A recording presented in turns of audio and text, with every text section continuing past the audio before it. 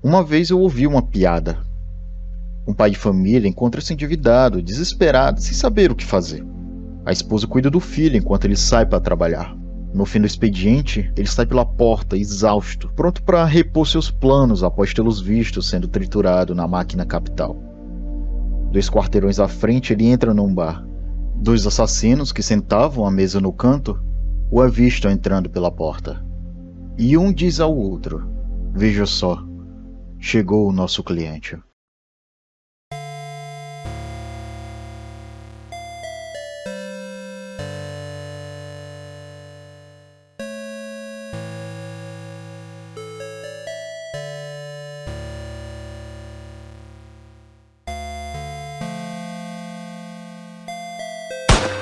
Além de Fargo ser um dos meus filmes favoritos e menos conhecidos que Onde os Fracos Não Têm Vez, dos irmãos Coen, eu gostaria de explorar com vocês um exercício filosófico sobre como a comédia pode matar. Porque, afinal, Fargo é um dos vários outros filmes deles que navegam suspensos pela essa comédia fria.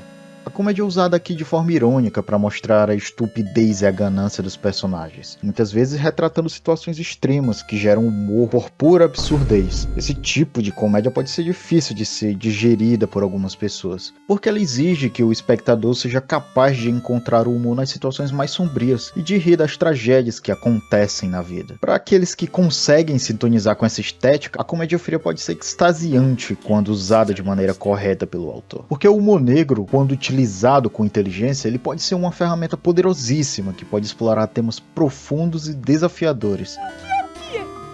Que tem 50 pernas, mas não se mexe. Não sei. 25 cadeirantes. Em Fargo, esse tipo de comédia é usado para velar a natureza humana em sua forma mais crua e cruel, mas também para encontrar beleza e significado nas coisas mais sombrias que existem por aí. E claro, não posso deixar de falar da trilha sonora, que também ajuda a criar esse tom cômico. Ela mistura elementos clássicos com instrumentos típicos da música folk, criando um contraste cômico, divertido, com a violência que ocorre na tela. A trilha sonora é tão marcante que se refletiu nas 4 temporadas da série spin-off antológica, que explora histórias tragicômicas, assim como no filme, sempre com foco na tragédia familiar envolvendo negócios e segredos.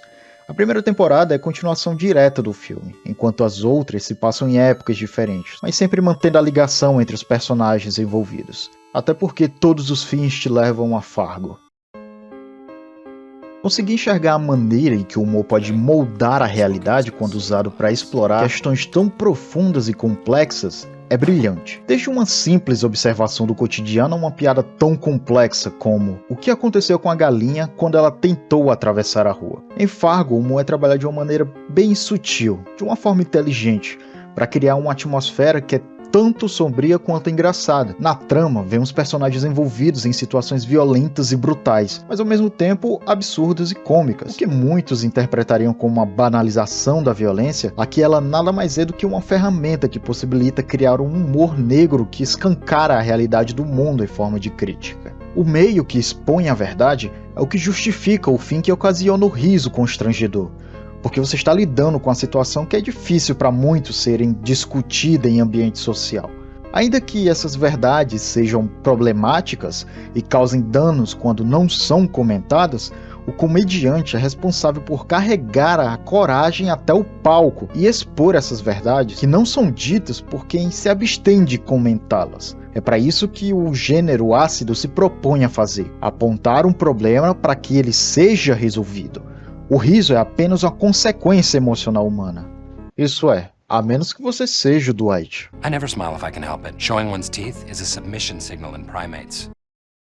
A opção escolhida pelos irmãos Coen para apresentar essas cenas de violência é fundamental para a construção do humor, mas também não é como um veterano de guerra que faz chover tripas na tela em uma franquia de 5 filmes sem aposentadoria. E veja só, ambos são extremamente divertidos pela proposta de exagero da vida real. É assim que funciona o tom cômico que entretém na sétima arte. E a filha do cara? Você é a Sandrinha? O cara perdeu a filha? Obrigado, meus moçanos. Não! É curioso como as cores do mundo real parecem muito mais reais quando vistas no cinema, o que cria uma sensação de estranhamento e distanciamento do espectador. O mesmo humor que encontram na franquia do Pânico, com a corridinha e tropeços do Ghostface, o que é uma característica que distancia ele dos outros assassinos do cinema, que normalmente vivem à espreita. Afinal, quem se veste de cara de babau são os adolescentes com ansiedade. Para equilibrar a onda de assassinatos, eles utilizam situações simples do cotidiano para dar um contraste na trama cômica. Por exemplo, as cenas em que a policial Marge, que está grávida, vive a sua vida simples e leve com seu marido bastante atencioso, enquanto em paralelo temos o plano perverso de sequestro de Jerry. Poderíamos imaginar ser um bom homem e pai de família, mas aposta todas as suas fichas para que o plano de sequestro funcione e ele consiga o seu dinheiro para pagar suas dívidas. It's Britney, bitch. A vida nada mais é do que uma grande sátira de Deus. Os personagens são vítimas de sua própria ganância e falta de ética, e a trama mostra como a busca desenfreada pelo dinheiro pode levar às consequências trágicas. Através dos personagens como o Jerry, um vendedor de carro fracassado, e dois criminosos implacáveis e inconsequentes, os Coen criam um retrato satírico da América do Norte, criando momentos em que os comparsas agem de maneira cômica e outras vezes sem pensar duas vezes antes de fazerem algo para se safarem. Os diretores criam uma sensação de desconforto no espectador com esses detalhes minuciosos dentro do roteiro. Às vezes, o riso vem acompanhado de uma sensação de culpa, porque sabemos que estamos rindo de coisas que não deveriam ser engraçadas. Isso nos faz refletir sobre a natureza do humor e sobre os limites que devemos estabelecer em relação ao que consideramos engraçado. Esse é o tal famigerado tabu entre a sociedade. O humor age sobre os personagens mostrando quão insano é o mundo em que eles vivem. A sátira traz consigo esse aspecto visível do humor, que desafia as nossas noções da moralidade. Esses personagens complicados nos fazem questionar o que é certo e o que é errado, e nos lembram que a vida nem sempre é tão simples quanto gostaríamos que fosse. Portanto, a sátira é uma forma de crítica social, e nesse caso ela é usada para mostrar como as pessoas são capazes de cometer atos terríveis em nome do dinheiro. Ver um deles tentando esconder o corpo na neve é perturbador. Ao mesmo tempo, a maneira como ele lida com a situação é engraçada, porque enquanto ele tenta carregar o cadáver, alguém na estrada começa a surgir vindo em sua direção. E aí é o passo em que a gente se depara com outra cena em questão, que o outro bandido persegue essas pessoas e o que acontece? Um outro tom cômico. As pessoas em fuga simplesmente capotam o carro na estrada gelada, assim dando espaço para que o bandido se aproxime e assassine os dois. Em paralelo a isso, a gente pode usar a cena do Coringa, que já é clássica por aí por conta desse tom cômico que acontece nela. Após o Arthur assassinar um dos caras que trabalhava com ele de palhaço, o anão que tá em cena tenta abrir a fechadura da porta, pulando, saltando e não consegue. O humor nessa cena é uma forma de nos lembrar que estamos rindo de coisas que não deveriam ser engraçadas novamente. A comédia age sobre os personagens criando uma sensação de absurdo, desconforto, culpa e reflexão. E isso é transmitido para nós com o poder da arte. O resultado é um filme que nos faz rir e pensar ao mesmo tempo. Aqui a gente tem um exemplo de como ela age na sétima arte. O objetivo de uma piada não é degradar o ser humano, mas lembrar-o de que ele já é degradado. Essas ideias por trás do uso do humor negro em Fargo é objeto de discussão e análise por filósofos e estudiosos da comédia há muitos anos. Alguns deles, como o filósofo Nietzsche, argumentam que o humor negro pode ser uma forma de lidar com o absurdo e o caos do mundo, e que o riso pode ser uma maneira de nos distanciarmos de coisas terríveis que acontecem na nossa vida. O comediante britânico Ricky Gervais também tem uma visão semelhante, argumentando que o humor é uma forma de confrontar a realidade de forma honesta e franca.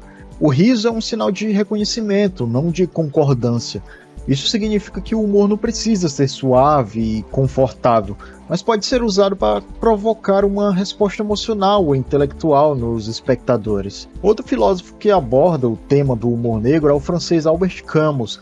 Ele argumentou que, embora o riso possa ser uma forma de enfrentar a tragédia, também pode ser uma forma de minimizá-la. O riso é o único remédio para o desespero, mas o riso também é um remédio que o próprio desespero sugere. Essas ideias são relevantes para a discussão de como o humor negro é usado em Fargo. O filme usa o humor como uma forma de lidar com a violência e a crueldade, mas também reconhecer a gravidade dessas coisas. O humor não é usado para minimizar a tragédia, mas para provocar exatamente a resposta emocional e intelectual dos espectadores. É isso que torna Fargo tão memorável. Ao explorar esses temas difíceis com humor, o filme nos faz refletir sobre a natureza humana e sobre o mundo em que vivemos. Ele nos faz lembrar que a vida pode ser trágica e que o sofrimento é uma parte inevitável da experiência humana, mas também nos mostra que podemos encontrar beleza e significado nas coisas mais sombrias.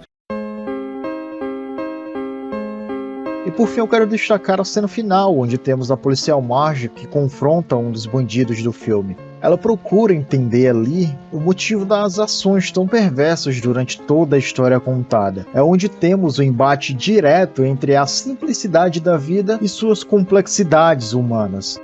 A linha é engraçada, mas também triste, porque nos lembra que muitas vezes as pessoas fazem coisas terríveis sem ter uma boa razão para isso. Fargo é um exemplo brilhante de como a comédia fria pode ser usada para explorar esses temas que envolvem tabus. Ele nos desafia a rir do absurdo da vida, mesmo quando essa vida nos parece escura e sem sentido. E ao fazê-lo, ele nos leva a explorar a natureza humana em sua forma mais crua e complexa.